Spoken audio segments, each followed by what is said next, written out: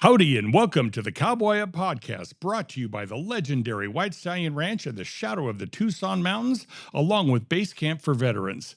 In the West, Cowboy Up is more than a saying. It's a way of life defined by grit, hard work, and self-reliance. And that courage is the heart of the mission of Basecamp for veterans. This podcast is dedicated to honoring the Cowboy Up spirit. We are the only show bringing you true Western adventure and history while showcasing the profound healing that happens when our nation's heroes connect with the power of horses. Join Russell True, Deborah Plum, Theo Windish, and Stephen Clauson as we share tales from the range and powerful stories of resilience, all working towards one goal while helping everyone to cowboy up for the next chapter of their life. Good morning, everyone, and good morning, Russell. How are you? I'm good. You? I'm fantastic. Summer's coming to an end. We were just talking about that, and a lot of people during the summer they look forward to it for one thing and another. I know you look forward to it because you get to get caught up with things. Yeah, I'm the outlier. I like summer, and nobody wants to go out on one of those really hot days that we get branded with, 107 or something. But those days are less common than 102 or 100. And anything under 100, I think is really comfortable. But I get to get caught up. I like summer. It's in one way my favorite part of the year. Well, it's interesting at the ranch. I see some of the rides going out when it's 107 degrees, and I look at everybody on their horses, and they all have big smiles on their face. So I think that's what it's all about. And I know it's what it's all about for you.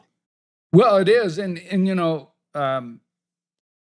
people don't understand the difference. And I've said it so many times, not to pick on Phoenix, but maybe they deserve it. 115 is not uncommon in Phoenix, and they're going to have a whole lot more humidity than we do. And we follow a pretty tried and true formula for the horses in terms of their ability to deal with the heat. And that is temperature plus humidity minus wind speed. And anything under 130 is good to go. And then once you get to 130 to 150, you got to be really watching the horses. And anything above 150, you stop.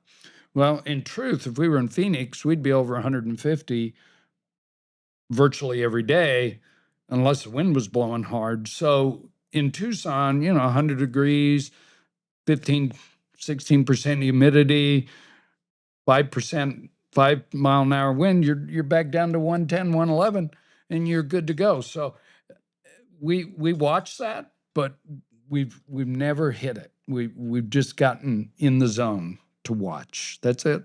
Well, and I know with everybody out there, they're all trained to watch that sort of thing. Right. So that's really important. Russell, a lot of our podcasts have been authors and people in conservation networks and your head wrangler and things like that.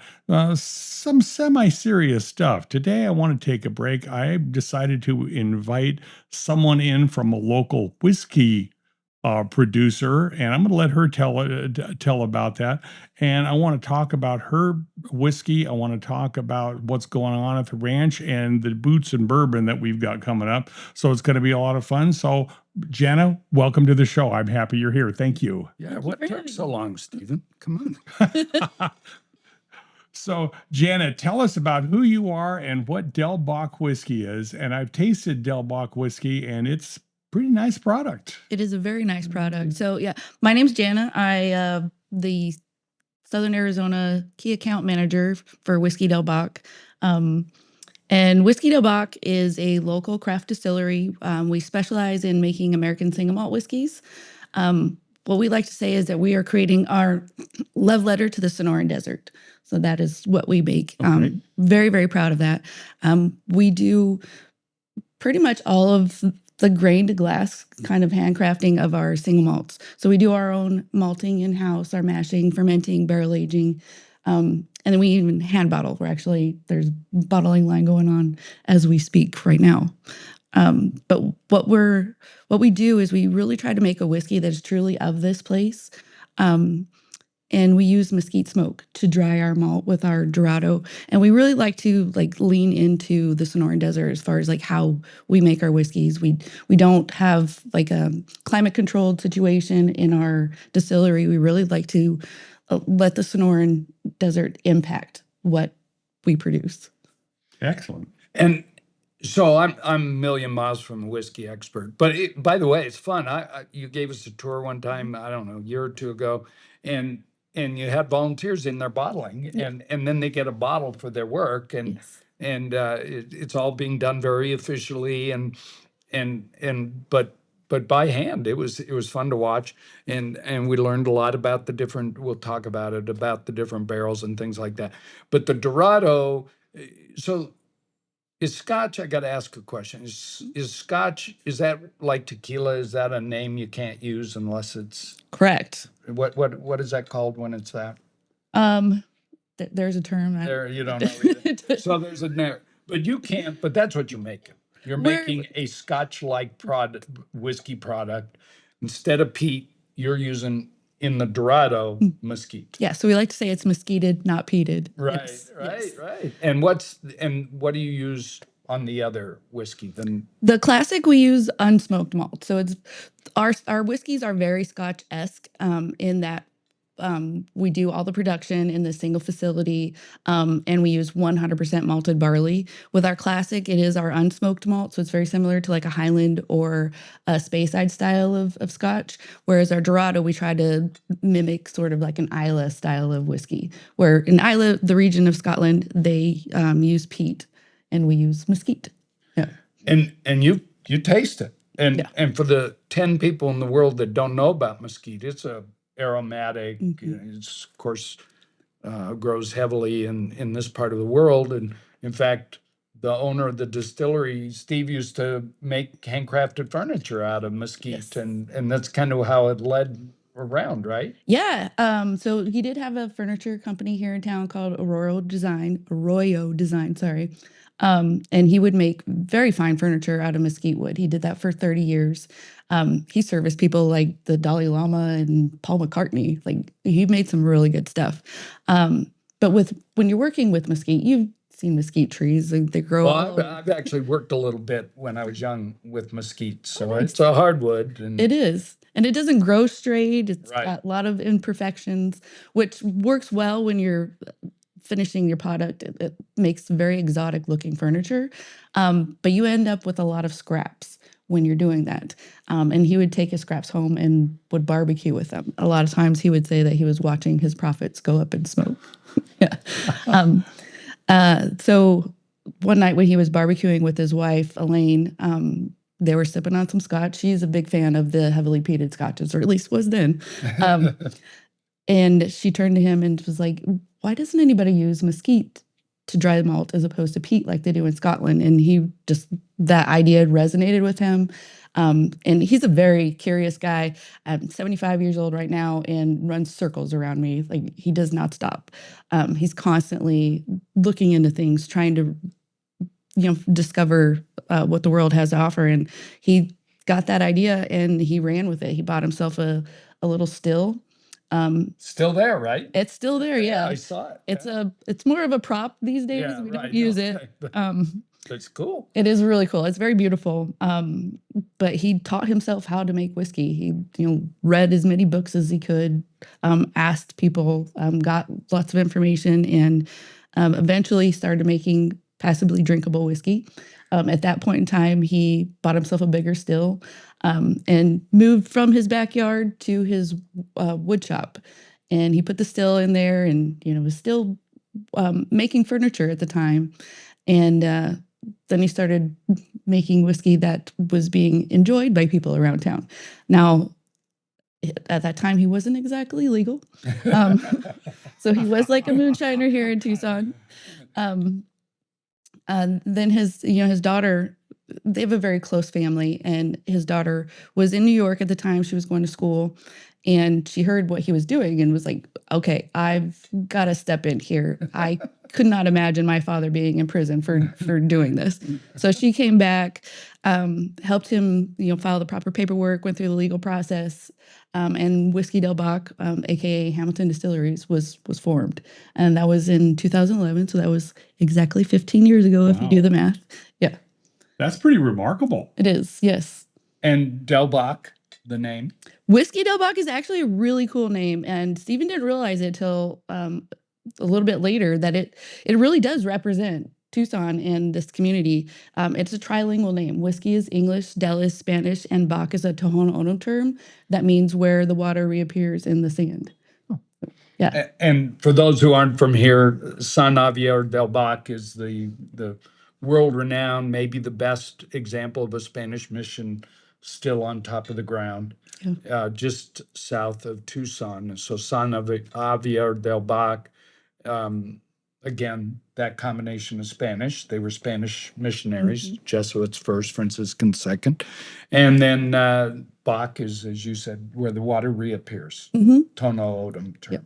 And they had a village there. That's why so you're also into bourbon now. We do have a bourbon now, yes. Unlike our American single malts, where we handcraft them from grain to glass, our Sentinel of the Desert line, which we have a bourbon and a rye, we blend and bottle those. So other distilleries throughout the U.S. actually distill those. We bring them in. They sit in our warehouse for a little while, so they do get a little bit of that Sonoran impact. And then what we do when we blend them, so we'll take the whiskey out of the barrels, put them in a big aluminum or metal vat, and we'll take the staves from the barrels that used to hold our Dorado, and we'll put them in there so that it infuse some of those flavors into the whiskey. And then we'll take the whiskey out and filter it over the charcoal that we generate from our malting process, something we call the Pima County process. Wow, this is not simple stuff. It's a lot of fun. Yeah, there's a few steps that go into all this. That's remarkable. Because, whenever I think whiskey, I think, well, it's got to be Kentucky, and it's got to be from England. Nope. No, evidently I don't want to call it Scotch. But it's really fascinating. When we were down there, these barrels, that are made of what kind of oak? So it's a white American oak. White American oak. But one barrel made at the same place can create, to an expert, a different taste. Really? Different flavor. And they also use, I learned, a great sort of cooperative community in distilling and also merging into wine and liqueurs and different liquors where they exchange barrels to shed some flavor from that. Am I getting that right? You are absolutely getting that right. Yeah. So we do a lot of barrel exchanges. Actually, our most recent distiller's cut. So we have some like distillery only releases. Our most recent, our spring 2026 distiller's cut is really like an Arizona bottle. So we tried to, we didn't try to, we did, took barrels from different regions of Arizona. So we did a barrel exchange with Mother Road Brewing up in Flagstaff. So we aged our whiskey in our barrels, sent our used barrels up to them. They did a barrel aged beer. They sent us back the barrels. We put our whiskey in them, set that aside for this particular bottle. We did a barrel exchange with Page Spring Cellars. So they sent us some Arizona oak that held their Syrah, and they sent us those barrel staves so we can infuse some of our whiskey with that. Set that barrel aside. Then we did a barrel exchange with Twisted Bee Honey Apiary up in Phoenix. So we did, again, our barrels aged our whiskey. We sent our used barrels up to them. Twisted Bee Honey Apiary, yep. And they did a barrel aged honey. Once they were done aging their honey, they sent us back the barrel. We put our whiskey in it. That's barrel number 3. And then from the region here, we took a single barrel that was very unique from our collection of barrels and pulled that aside. So we blended all of that and put it into a bottle. That was, So we do a lot of fun stuff throughout. And so when it comes out of a bee keg or Mhm. whiskey barrel. How do you retail that? What's the end result on that? Is that a specific then? Yes. We actually use it in a lot of our cocktails too at our distillery. But we do sell their barrel aged honey, and they also sell their barrel aged honey as well. Wow. And where did you learn this? From them. Really? Yeah, I got the tour.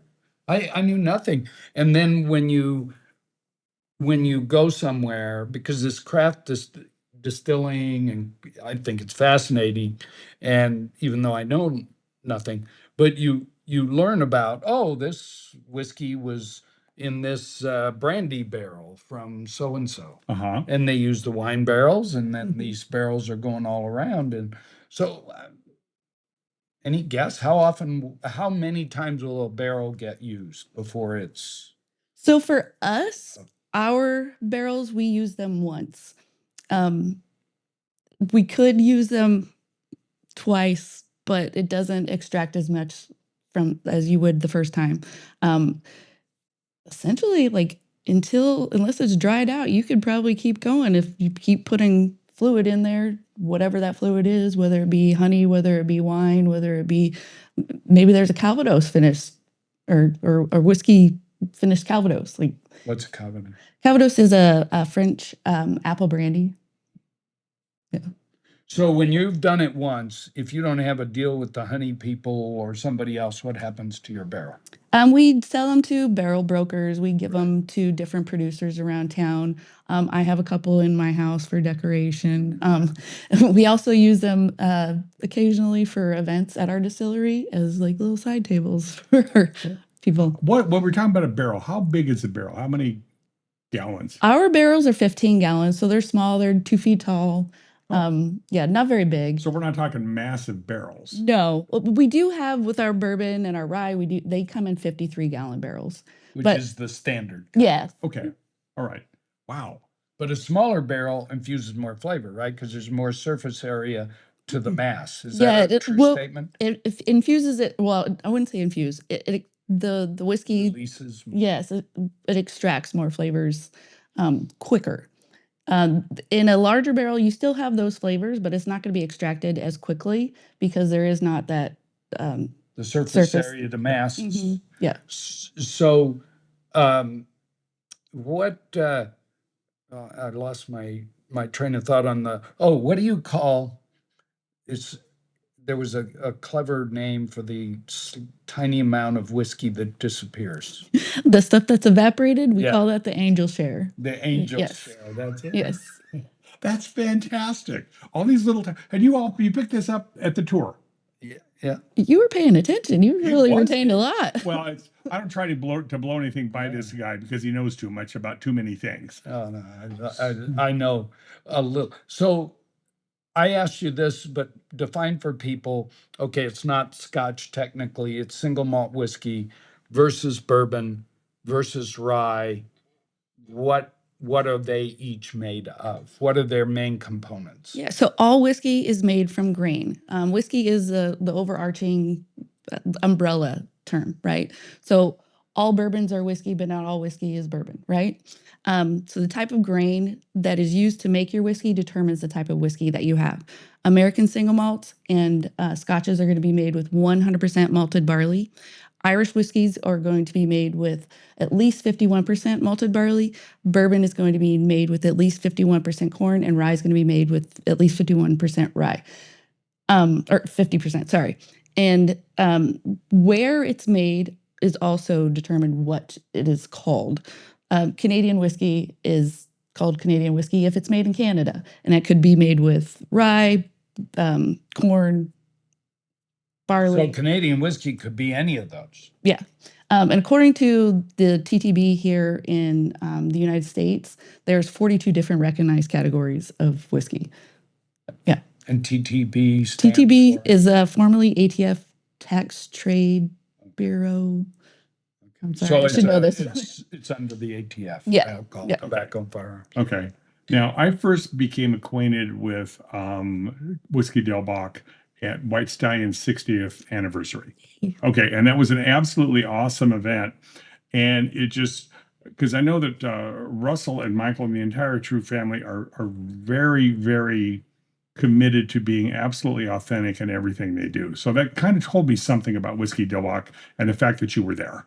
Okay, Yes. I mean, because you're both very authentic in how you do things. Like you said, the amount of time and attention you put into a 15-gallon barrel. I mean, that's remarkable. That's remarkable.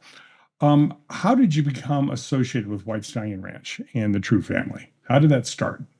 So it was a process. Okay. um, we've been trying to work with White Stallion for a long time, and actually, it was Visit Tucson that really connected us and put us all in the same room together. We had a meeting down at the distillery, and it was pretty much just born from that initial meeting, showing them exactly what we do and how we do what we do and why we do what we do, and from there it just kind of blossomed. That's fantastic. Okay, Janet, we're going to go around the corner here. We've got a couple of commercial breaks that we're going to do. One for Basecamp, one's for White Stallion Ranch. When we come back, I want to talk more about this because this is fun. I mean, this is just fun stuff. Okay. Yay. Look forward to it. They never told us that the hardest part of the mission wasn't the field. It was the silence that followed when we returned home. Basecamp for Veterans knew transition wasn't a solo march. Basecamp knew it would take a community that spoke the language of service, along with relearning how to connect. Basecamp provides the grit, the gear, the direction, and the brotherhood to help warriors find their new North Star. But they can't hold the line alone. Your financial support provides more than just resources. Your support provides a way back. We're asking you to cowboy up for those who gave everything. Visit bcampinc.com today. Stand with veterans so no veteran has to stand alone. That's bcampinc.com. The True family welcomes you to the ranch that has been their home for over 55 years. Reconnect with nature, family, friends, and serenity. Ride through the unspoiled desert, rugged mountains, and cactus that have brought Hollywood filmmakers to the ranch for over 70 years. Recognized nationally for excellence in service and value. Our ranch adventure vacations offer lodging, amenities, daily meals, and a vast array of ranch activities. Come visit White Stallion Ranch today for the adventure of your lifetime. And we're back. Russell and I were talking during the break, and he asked me a couple of questions and Janna a couple of questions. And I thought, I don't know the answer, that's for sure, but we've got an expert here. So, Russell, you were talking about the 51% numbers and that. Yeah, so I think I learned this stuff, but I don't retain it. So if Irish whiskey is 51% barley, because single malt is 100%. Yes. And is that what single malt is? Is that the definition of single malt? The definition of single malt, well, American single malt is it's made in America. It is done in a single facility. The process is done, so you're not sourcing from different distilleries and blending, and is made with 100% malted barley. The thing about American malted means it's a process in which you take grain, you create an enzyme that turns the starches into sugars. Because when you're making whiskey or alcohol, you need water, sugar, yeast. You add a barrel, then you get whiskey, right? If it's made with grain. And the sugar comes to us from the grain. But when we get the grain, it's full of starches, no real usable sugar. So we have to convert those starches into a sugar that we can actually use to feed our yeast to create the alcohol that's then distilled and put into barrels. So the malting process does that. So we steep the grain. We basically trick it into growing. It grows. It creates this enzyme that we can use to convert the starches into sugars. But we don't want the grain to continue to grow. So we have to dry it with heat. And that's how the smoke is actually imparted into our whiskey when we're doing that. So we use mesquite smoke to dry our malt. That stops the growth from happening, but retains that enzyme that's going to turn those starches into sugars. When we introduce the water, that's when that enzyme is activated and it does that conversion. And then we have a sugar water that we feed the yeast. The yeast eats that sugar, creates beer. or alcohol. We take that alcohol, we distill it, and then that distillation then is put into barrels, and then the barrel does the Distilling magic. means concentrate, right? Mhm. Yes, yes, with concentrate. And so this wasn't my question, but now a blended scotch means it may have come from different distilleries or different. Yeah, That's all so that means. yeah. 'Cause you see blended scotch a lot. all the time. Yeah, Johnny Walker is probably the biggest Right. one that comes to mind. And yes, what they do is they take single malts made with 100% malted barley from different distilleries, and they blend those together and bottle them. Okay. And that's what a blended scotch is. And Yeah. which they do with wine in some cases now too. So, okay, you mentioned Irish whiskey is 51% barley. Is the other 49% consistent, or can it be a variety? It can be a variety. It really depends on what you want your end product to taste like, smell like, feel like. For example, our bourbon is a high rye bourbon, so it's 60% corn, 35% pumpernickel rye, and 5% malted barley. Yeah.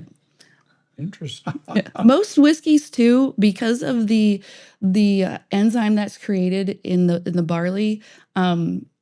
That generates, that converts the starches to sugar. Most whiskeys are going to have a percentage of malted barley in their mash bill, is what we call it.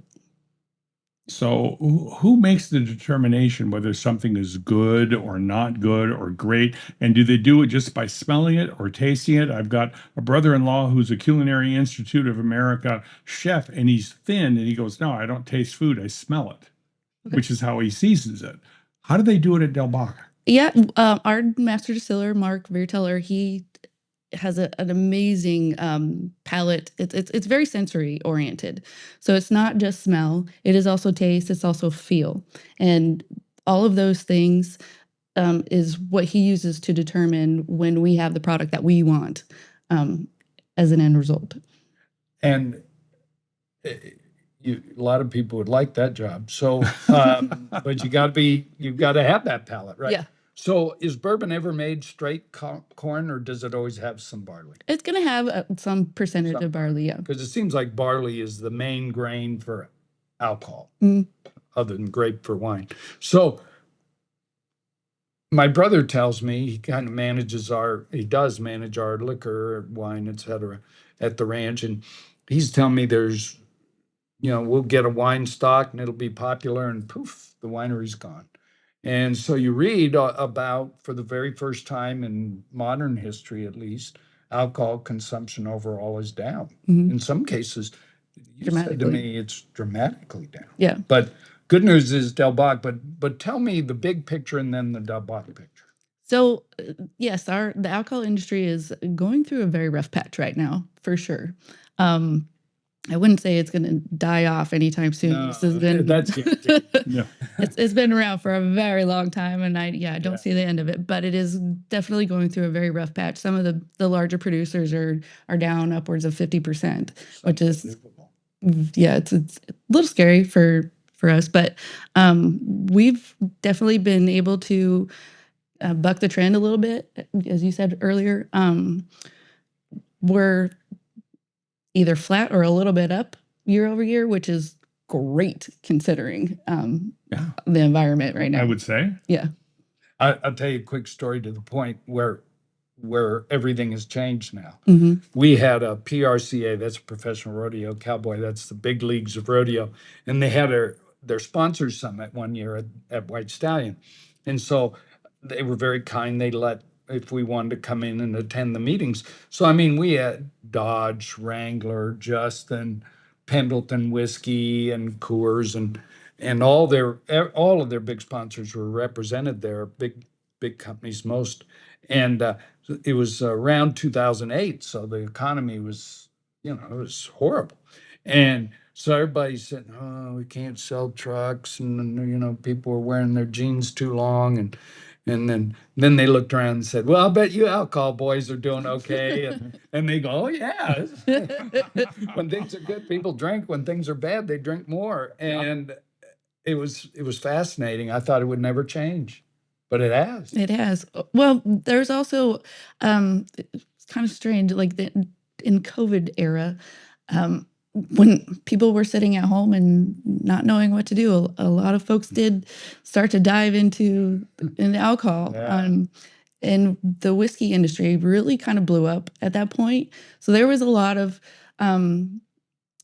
production facilities that did kind of like look at this and go, oh, cool, everything's going straight up. Let's go ahead and produce for that. Yeah. So there was a lot of overproduction. I know if you were to sit right now and have a glass of one single type of whiskey every single day, you would never be able to go through everything that's out there right now Really? in your lifetime. No. Wow. There's a lot. That's pretty remarkable. Yeah. I mean, that is bold right there. So when they come to White Stallion for our Boots and Bourbon event, what because that's coming up in next month. What kind of event? What are they going to get from Del Bac? Because after they go out on a ride and they get ready to sit down and have a great steak, there's a lot of folks out there that whiskey is really a big draw. Mm-hmm. Talk about what they're going to get with that and how that all comes together. I know high-end Harley riders do that. I know high-end horse riders do that. And I think it's a pretty cool positioning. How is Del Bac and what are they going to get out of the tasting with Del Bac, and how does that infuse with some of the steaks? Because the food at White Stallion, I read the reviews on TripAdvisor. It's probably, aside from our horses, the number one review is how incredible the food is. So I'm thinking with Del Bac, it's just going to accentuate that. Absolutely. So nothing better than to end your day with a glass of whiskey. Just going to say that. But what we do when we do our tastings, it's a guided tasting. So we have our different expressions. I'll have our classic, our Dorado, and then our Sentinel of the Desert line. And I'll explain the whiskeys, what they're made of, how they're made, how they're produced, what we do to the whiskeys, particularly for our Sentinel, kind of how I've described it here today. But then I will guide you through the tasting on how to nose it, how to smell it, how to taste it, how to appreciate it, and the different nuances, the different flavor profiles that you get from each different iteration that we have. Because I did that years ago, and that is really the manner in which you drink whiskey makes a difference. Mm-hmm. Absolutely, 100%. Yeah. And a lot of folks don't necessarily realize that. And when you put it down with a really great steak, really makes a huge difference, doesn't it? Absolutely. Okay. So that's going to be fun. And you actually teach them these things. They don't just say, oh, well, I like this. You kind of show them why they like one over another and what to look forward to. Yes, absolutely. So every single person has their own palate, so not everybody's going to enjoy the same thing. But I do teach them how to sip it so that you can taste the flavors of the whiskey, so you're not just getting ethanol. Whiskey does have a high concentration of ethanol. Our whiskey is 92 proof, which is 46% ABV, that's a lot of ethanol. Yeah. And you don't always want to get just straight ethanol up your nose and your sinuses, all of those things, or to like get all the burn. So I teach them how to approach the whiskey so that it's soft, so that it coats your tongue, so you taste the flavors of the whiskey. You can extract the flavors of the mesquite smoke, the caramels, the vanillins that you get from the barrel, so you can taste all of those different levels. Well, we had someone on from on our podcast with Deborah, and she talks about how she works with horses and she does massage and that sort of thing because it makes the horse easier to ride and because it's called pleasure riding for a reason. And I don't think Del Bac whiskey's out there and you're teaching people how to get hammered. You want them to not get hammered. You want them to, it's kind of a relaxation thing, isn't it? Absolutely. And that's the entire plan here. It's not about figuring out, I think you used a terminology the other day, which I thought was hysterical. They break out. Oh. They're allergic. They break out. They break out in handcuffs. Yeah. Okay, I don't think that's Del Bac's goal. It's good to be self-aware if that's your issue. Okay. Yeah, that should be a sign. So, classic, and these are the original main products, Yeah. right? Del Bac, the inspired by Steve's wife to use the mesquite in place of peat, and then the classic that doesn't have the mesquite. Which do you make more of? They're kind of Roughly on similar? par, yeah. Right. To be fair, actually, we would make more of the classic, and that is because a portion of our Dorado is blended with our unsmoked single malt, and that is because we barbecue with mesquite. If you put too much in there, it can be quite aggressive. There was a point with our Dorado several years ago that it was a lot more vibrant with the mesquite smoke. That's a good way to say that. Right. To the point where you might feel like, I always put it like this, it's more visual. I don't know if you remember the cartoons with Yosemite Sam. Sure. When he would get angry and the smoke was coming out of his ears. It's kind of like that.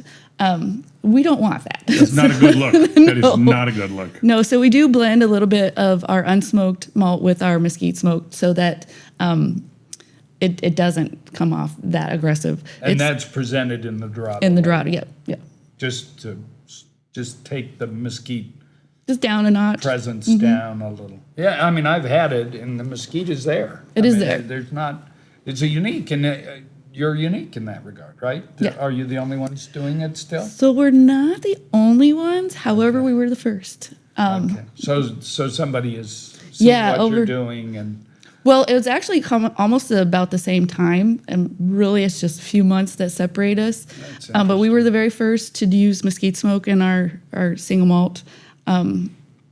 Cokegan and Santa Fe Spirits, they also do a mesquite smoke single malt. I believe there's another distillery up in Flagstaff that uses mesquite.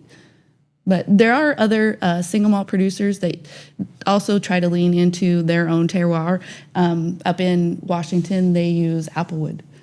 So, interesting. yeah. So everybody's got their own little spin on how they do it. Yeah, that's a fun thing about American single malts, which is the newest category of whiskey recognized by the TTB. It was just ratified in January 2025. Oh, So really? very recent, yeah. Oh, no kidding. So now we're actually official, just like a bourbon or a rye. So how were you categorized before then? We were not categorized. You weren't? No. We called ourselves American some single brown malts. liquor? Yeah. American whiskey is what you would be American on the shelves at like Total Wine. Interesting. Yeah. That's fantastic. Okay, so now you're going to be involved in Boots and Bourbon, and I mean, quite honestly, you're in the name. So you're kind of an important part. You're doing 2 tastings. Are they both going to be the same, or are there different spins on them? Now you got me thinking about this. Okay. I do know that I want to do our classic, our Dorado, and our Sentinel line. Okay. But we do have other expressions that I could bring out. Some of our elevated ones that have the secondary finish. We have our Normandy, which is being bottled today. That is our American single malt that's being finished in a Calvados cask, which is a type of French apple brandy that is only produced in the Normandy region of France, hence the name Normandy. And then we have our Ode, which actually this is a very fun thing. We talked about things being called a Scotch or Right. or bourbon or whatever. Our Ode used to be called Ode to Isla. It was our super heavily mesquited single malt that we finished in our Sentinel barrels. And we release it every December in a limited quantity. I think we're going to try to make it more consistent and be actually like available all year round going forward. But it was called Ode to Isla. It is currently called Ode. And it is because this was our homage to the Isla region of Scotland, you know, the heavily peated Scotches that are known for their smoky whiskeys. And we have a customer who is a very frequent flyer in our distillery.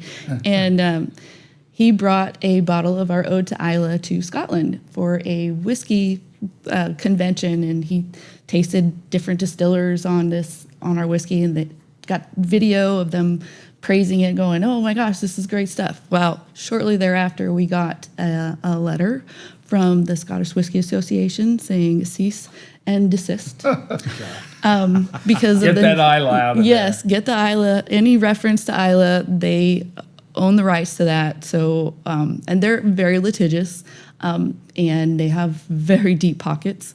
We don't. So, after some back and forth, they allowed us to keep the bottles that were on the shelf currently that had Ode to Isla on it. They allowed us to keep those there and not have to do like a recall or anything. but we had to change the name. So we had different thoughts about what the name should be. And we only had a limited amount of time to do this. So the first thought was Ode to Redacted. Right? The other thought was Cease and Desist. And we were like, okay. That would have been kind of right? fun. Yeah, very fun, but also, tongue in cheek. Yeah, I'm thinking both of those might have generated the exact thing you didn't want. Yeah. Better to not poke the bear. But we have to get all of our labels approved by the TTB, and the time where we were coming to get our labels approved and so that we could order them and all of that, the government shut down, so we couldn't get our labels approved. So you can take things off of a label, but you can't make any dramatic changes. So now we just took Ode off, or Isla off, and now we just call it Ode. That sounds perfect. They should have looked it up. Ode to Isla. They should have looked up what that was meaning. Looking at the bottle, the saguaro cactus that's our logo definitely makes you think of Scotland, right? Yeah, in fact, you have a couple of bottles here. I do. Why don't you show what they look like? Because this is pretty cool. Where do I? Yeah, right there. Oh, there's a camera. So this is our Dorado. That is the classic. Thank you. That's perfect. And you see this, and it basically screams Tucson. How bad is that? And these are the single malted. We don't have the bourbon or the rye, which you also do, but they're similar. Yeah. And that's fantastic. Okay, so now we've got this Boots and Bourbon coming up. I want to focus on this for just a second. Then I want to come back and I want you to let everybody know about your tasting room downtown. Here's what we've got going on. We've got two whiskey tastings, and we're not having a lot of people at this event, which is something I really like. So they've got some time. This is going to be a relaxed kind of a deal. And I think that's going to really enhance the experience, because it's not just get a bunch of people together. This is actually going to be an experience. This is going to be very cool. And I don't want to miss anything here. We've got 2 half-day horsemanship clinics.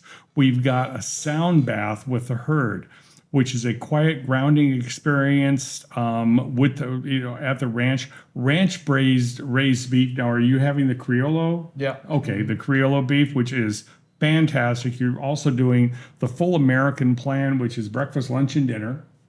Of course. And live music and dancing. Yep. Now, I'm not going to be there for any of the live music or dancing, because that does not sit well with people. No. But this is going to be a lot of fun, and I love this thing that I think Deborah wrote this. Trade your routine for a few days of real work, strong whiskey, and life in the saddle.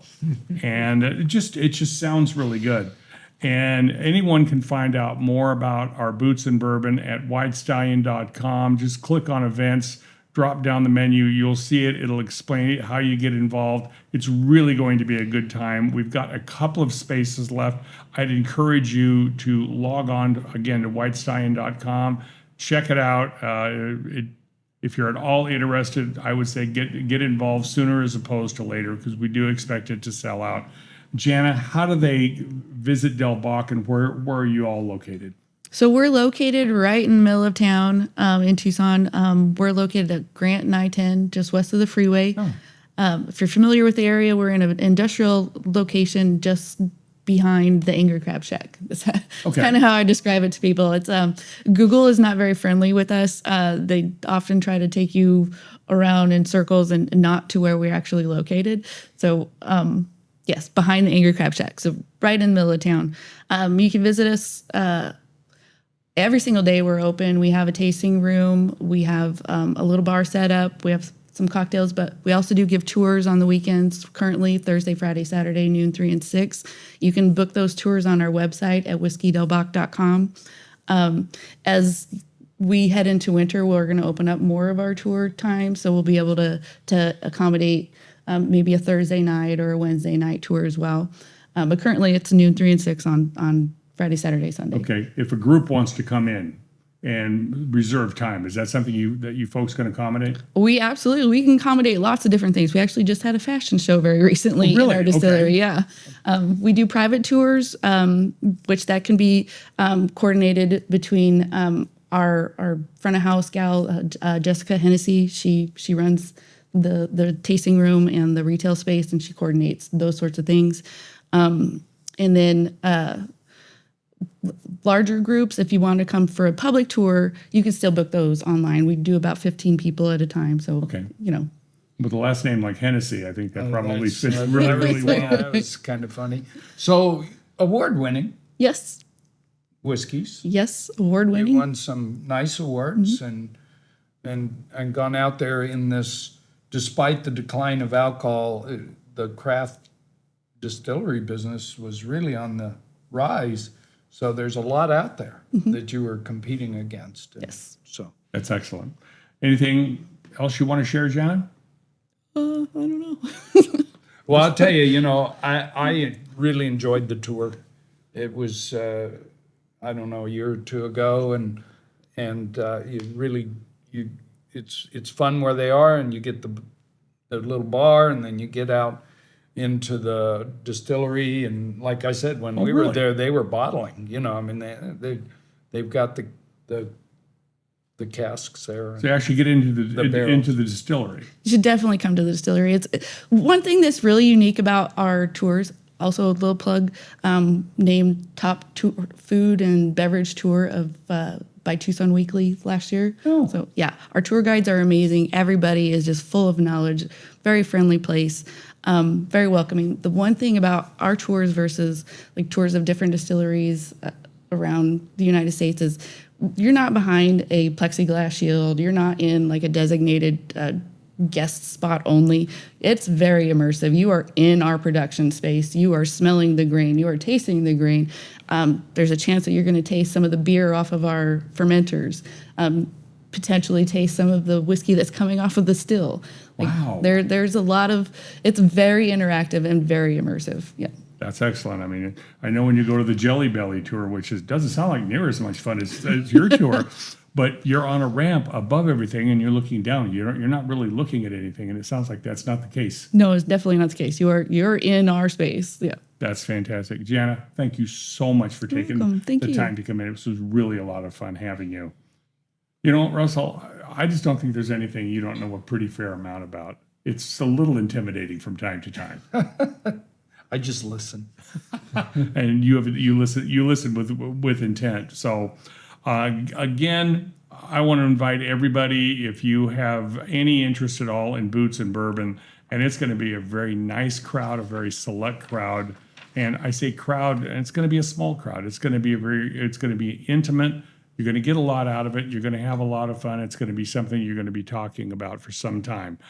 Please visit whitestallion.com, look under events, look at Boots and Bourbon. My name is Steve Clauson for the Cowboy Up podcast and Basecamp for Veterans, and Russell and Deborah and Theo. Thank you for watching. I look forward to seeing you next time. And between now and then, Cowboy Up and everything you do.